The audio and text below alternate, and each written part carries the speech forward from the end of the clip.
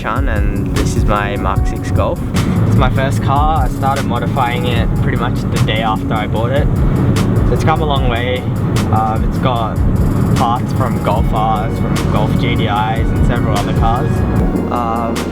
I got into an accident and that's how I ended up with the Golf R bumper, and since then it's been a money pit. Got a GDI rear, GDI interior, and I've been through a hell of a lot of wheels.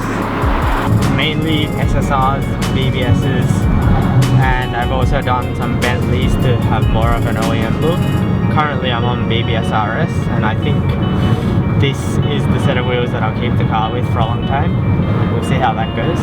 Yeah, I started off doing the usual Volkswagen mods of doing plastic dip and whatnot. And then since the accident, that's changed. I've started doing things properly. Nothing on the car at the moment is plastic dipped. Everything's genuine. I'm pretty much done with the exterior mods of the car. I'm going to focus on the engine modifications soon, as I'm off my P's in about 9 months. I plan to do a engine conversion, probably from a Golf R or a Mark 5 R32, because this one is like really,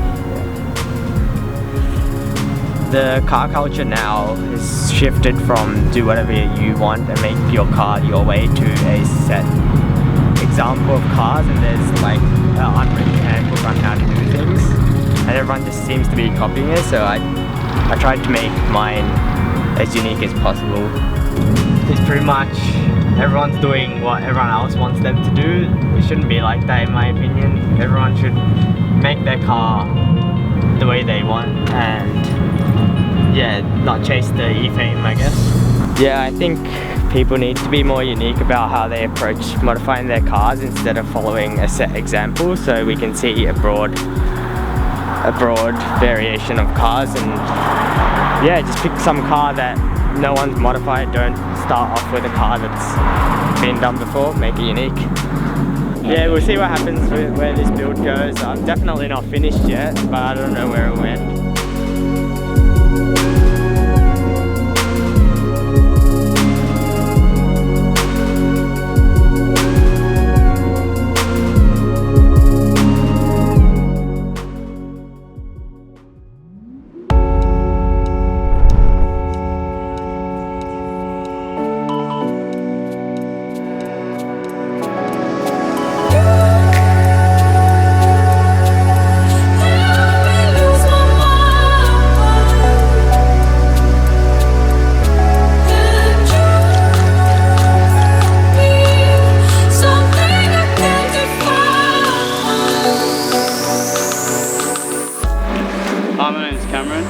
This is my E46.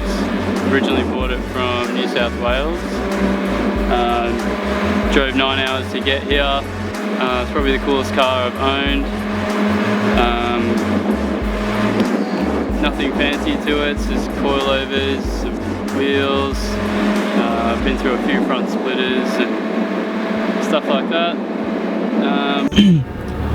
I love driving my car this low because it purely looks good all the time, but I'm always having trouble, you know, getting up speed humps and up driveways and stuff. I'm always paranoid of the cops. If I see them, I'll duck down a side street and hide or whatever. I think deep down they actually like it. They just think it's stupid. But I actually like the rough ride, it's fun. And obviously it looks good all the time instead of airbags. So the car scene's much more respectable now. There's a lot of car meets, all the cars get together and you got all your mates there and stuff. There's less burnouts on the street and less idiots out there, so that's really good to get everyone together. The car scene has led me to meet heaps of new people, which have all come great friends of mine. It's really good. It's really good to get everyone together and just, you know, talk cars, call friends, whatever.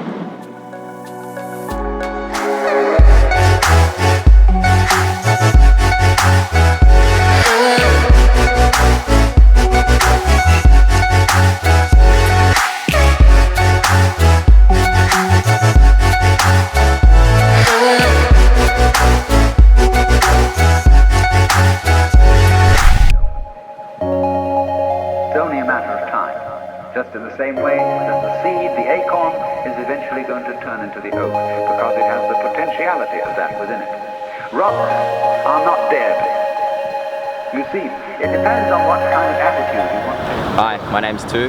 I'm 23 and I own a Toyota FT86. What got me into cars is when I first saw the 22B, Subaru STI 22B.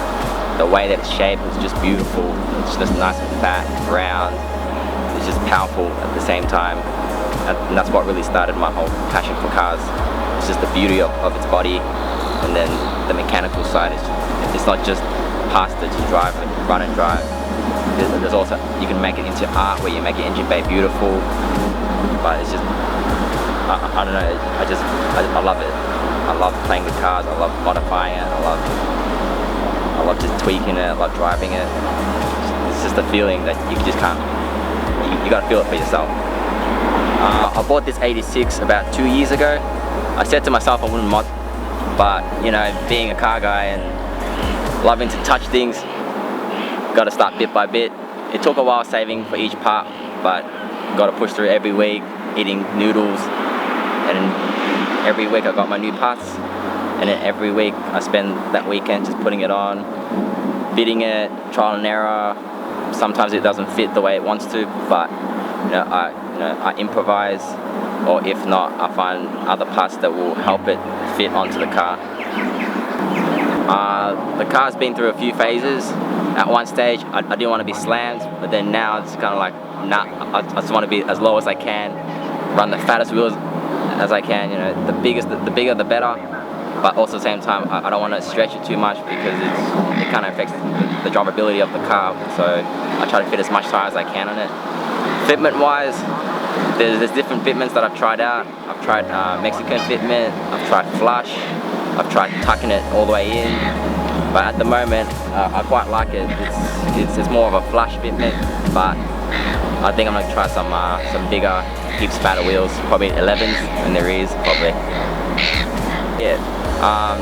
The car culture nowadays there's two separate groups of people. There's scene enthusiasts. It's all about likes on Instagram. It's all about likes on Facebook. It's all about the attention. They want to park up their car and have people approaching it and be like, oh man, that's a nice ride. And then you have car enthusiast people where they spend time working on their cars. Instead of trying to pay people, they're trying to do it themselves. They try to budget on like fitting or getting certain tools that can help them later on, or either that, or they just, you know, they have friends. You know, you all come together and work on each other's car and help each other build their cars. And yeah, it's a big difference between the two groups, but people get it mixed up of all of it just being car enthusiasts. But really, there's a big difference. The scene enthusiast kids, you know, they come and go. They never stay. They come for a bit of attention and then they leave. But the car enthusiast people, you know, they stay. They live and breathe it until they die, you know. So how this culture goes, I don't know. It may go up, it may go down. We'll just see what happens.